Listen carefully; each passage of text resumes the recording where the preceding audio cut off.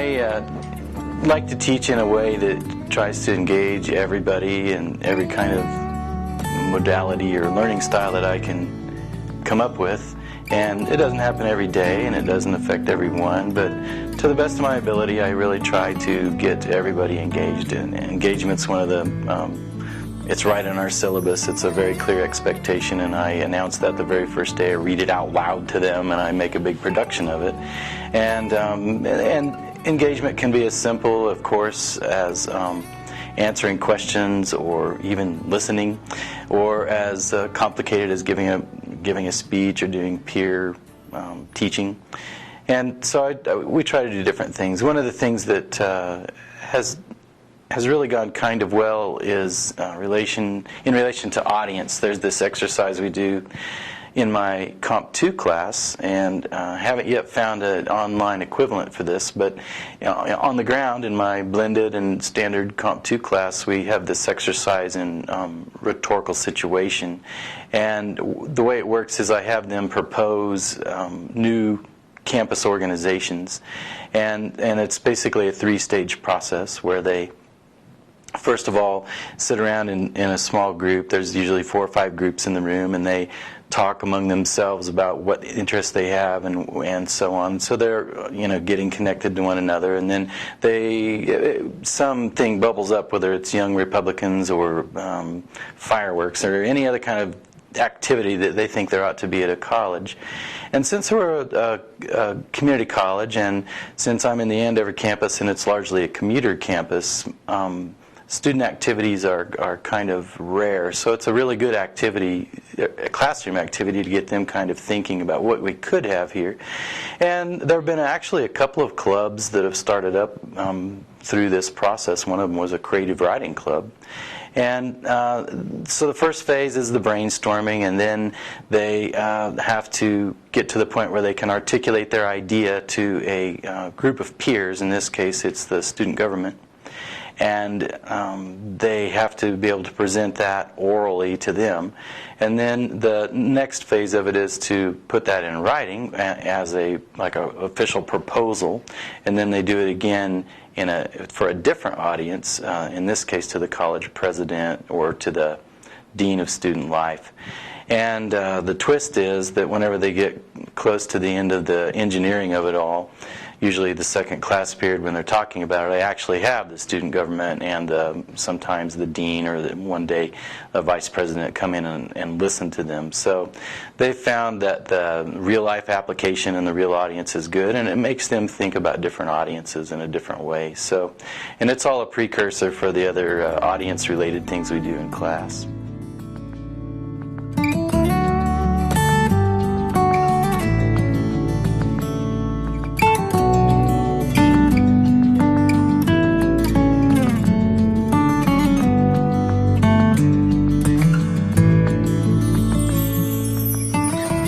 Well, I've been involved in the Colleague to Colleague organization probably since its inception back in the 90s, and it's a great organization, and I've always looked for ways to provide assistance. And I think that is one of the things that I encourage anyone to do, is to look for opportunities to help out, and that's what I've been doing over the years, is stepping forward when there were subcommittees and times that the group needed assistance.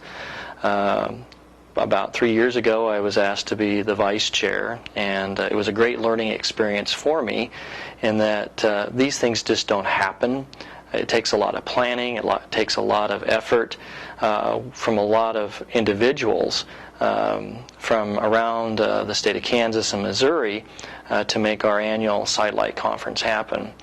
I've had some excellent mentors over the years. I would probably say that Jonathan Bacon, whose the Leadership Award is named after, was probably one of the best mentors I've had, in that he looks for the resources that we have all across the state of Kansas and also Missouri, and brings those people together. So, when someone asks me, what leadership qualities, I don't see myself as a great leader. I see myself as a person who surrounds themselves with good people. I see myself as someone who looks at the resources that are available, and also, try to find people that can bring things forward. I've worked here at Johnson County for over 23 years. It's a great place to work in that we have great people, and some of the things that we've seen a great expansion of is the use of technology here at Johnson County, and also the online learning environment. I'm currently the director for distance learning, and our growth in this environment has doubled and tripled. We have a huge demand for that from our students. It seems like every semester these are the first sections to fill. It's also a challenge for us in that we are very concerned about the quality of our online courses, and so we want to make sure that not only do we have the course offerings, but also that we have qualified instructors. I'm also a Quality Matters trainer in that we are starting to use the QM rubric as part of our initiative here at the college. So we are very concerned about the quality of online courses. We're also very concerned about the quality of our instruction that we have. And so that's been part of my initiative, is to make sure that we provide that level of quality for our classes. The other thing is that the Sidlit conference that we provide every summer or are involved in provides the opportunity to work with other faculty from around the Midwest and share techniques in the online classroom as well as the face-to-face environment.